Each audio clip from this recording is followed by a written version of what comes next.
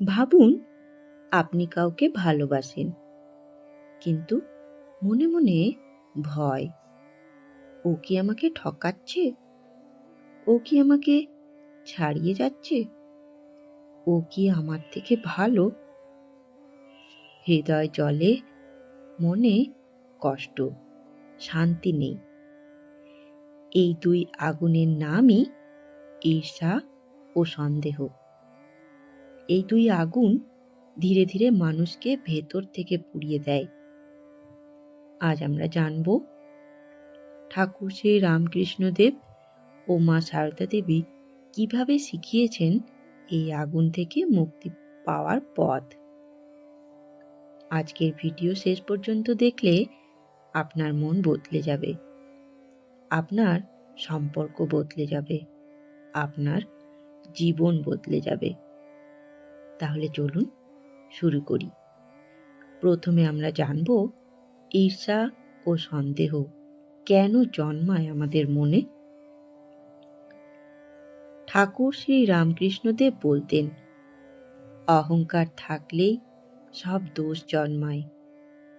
ঈর্ষা আর সন্দেহ এই দুয়ের মূল কারণ একটাই, অহংকার প্লাস ভয়। আমরা ভাবি আমি হারাবো, আমি কমে যাব, আমার সম্মান কমে যাবে। এই ভয় থেকেই জন্ম নেয় ঈর্ষা ও সন্দেহ। ঠাকুর বলতেন, আমি আর আমার এই বোধই মায়া। যতক্ষণ আমার মানুষ, আমার সাফল্য, আমার সম্মান এই বোধ থাকবে, ততক্ষণ ঈর্ষা যাবে না। এবার জানব ঈর্ষা কেন এত ভয়ঙ্কর। শ্রী শ্রী ঠাকুর রামকৃষ্ণদেব বলতেন, ঈর্ষা মানে অন্যের ভালো সহ্য করতে না পারা। এটা শুধু দোষ নয়, এটা আধ্যাত্মিক বিষ। কারণ ঈর্ষা মানে আমরা ঈশ্বরের ইচ্ছাকে প্রশ্ন করছি। যখন কারোর ভালো হয় আর আমরা কষ্ট পাই, তখন আমরা আসলে বলছি ঈশ্বর ভুল করছেন। এই কারণে ঈর্ষা ভক্তির সবচেয়ে বড় শত্রু। চলুন এবার আমরা জানি শ্রী শ্রী মা সারদা দেবীর শিক্ষা। শ্রীমা বলেছিলেন, কারোর দোষ দেখো না, নিজের দোষ দেখো। এটা শুধু নৈতিক কথা নয়, এটাই ঈর্ষা দূর করার মহামন্ত্র। যখন আমরা অন্যের দিকে তাকাই, ঈর্ষা জন্মায়। যখন নিজের দিকে তাকাই, পরিবর্তন শুরু হয়। মা আরও বলেছিলেন, যদি শান্তি চাও, কারোর দোষ দেখো না। দেখুন, মা শান্তি শব্দের ব্যবহার করছেন, মানে ঈর্ষা থাকলে শান্তি আসবেই না। চলুন এবার আমরা জানব সন্দেহ কেন সম্পর্ক নষ্ট করে। ঠাকুর বলতেন, বিশ্বাস হলো ভক্তির প্রাণ। যেখানে সন্দেহ আছে, সেখানে ভালোবাসা টিকে না। সন্দেহ মানে বিশ্বাসের মৃত্যু। চলুন জানি সন্দেহ কেন জন্মায়। কারণ আমরা মনে করি সব কিছু আমাদের নিয়ন্ত্রণে থাকতে হবে, কিন্তু ঠাকুর বলতেন সব ঈশ্বরের ইচ্ছায় হয়। যদি সত্যি বিশ্বাস করি, তাহলে সন্দেহ কমে যাবে। চলুন এবারে জানব ঈর্ষা দূর করার প্রথম পথ।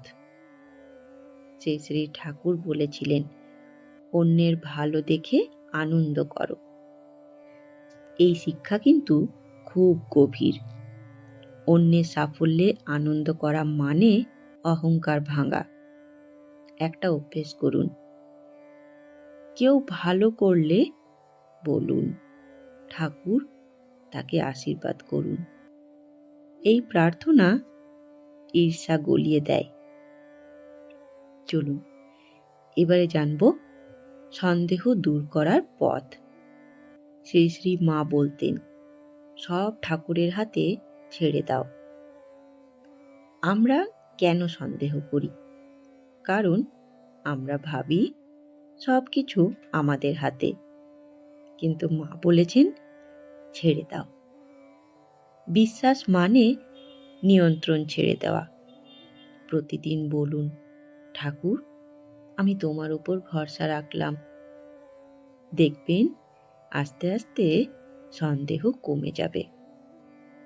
চলুন এবার আমরা জানব মন পরিবর্তনের সাধনা। ঠাকুর শ্রীরামকৃষ্ণদেব বলতেন, নাম জপ করলে মন শুদ্ধ হয়। ভাবুন, ঈর্ষা কোত্থেকে আসে? সন্দেহ কোত্থেকে আসে? বাইরে থেকে নয়, সব কিছু জন্মায় মনের ভেতর। যদি মন পরিষ্কার না হয়, তাহলে শান্তি আসবে কিভাবে? যেমন আয়নায় ধুলো থাকলে মুখ দেখা যায় না, ঠিক তেমনি মন ময়লা থাকলে ঈশ্বরও অনুভব করা যায় না। এই জন্যই ঠাকুর একটি সহজ পথ দিলেন, সেটা হলো নাম জপ। নাম জপ মানে শুধু শব্দ নয়, এটা মনকে পরিষ্কার করা। যত নাম জপ করবেন তত অহংকার গলবে, তত ঈর্ষা কমবে, তত সন্দেহ দূর হয়ে যাবে। তাহলে আজ থেকেই শুরু করুন, দিনে মাত্র 5 মিনিট নাম জপ। দেখবেন আপনার মন বদলাতে শুরু করেছে। বন্ধুগণ, আজ আমরা শিখলাম ঈর্ষা কেন হয়। তার উত্তর অহংকার থেকে। সন্দেহ কেন হয়? সেটা জানলাম ভয় থেকে। আর শান্তি কিভাবে আসবে? এর উত্তরে মা বলেছিলেন, যদি শান্তি চাও কারোর দোষ দেখো না। আর ঠাকুর বলেছিলেন, অন্যের ভালো দেখে আনন্দ করো। আর সবচেয়ে বড় শিক্ষা, নাম জপ করলে মন শুদ্ধ হয়। তাহলে আজ থেকে একটা চলুন প্রতিজ্ঞা করি, আমি অন্যের ভালো দেখে খুশি হব, আমি সন্দেহ না করে বিশ্বাস করব, আমি প্রতিদিন নাম জপ করব। কারণ শান্তি বাইরে না, শান্তি আমাদের মনেই আছে। ধন্যবাদ, ভালো থাকবেন।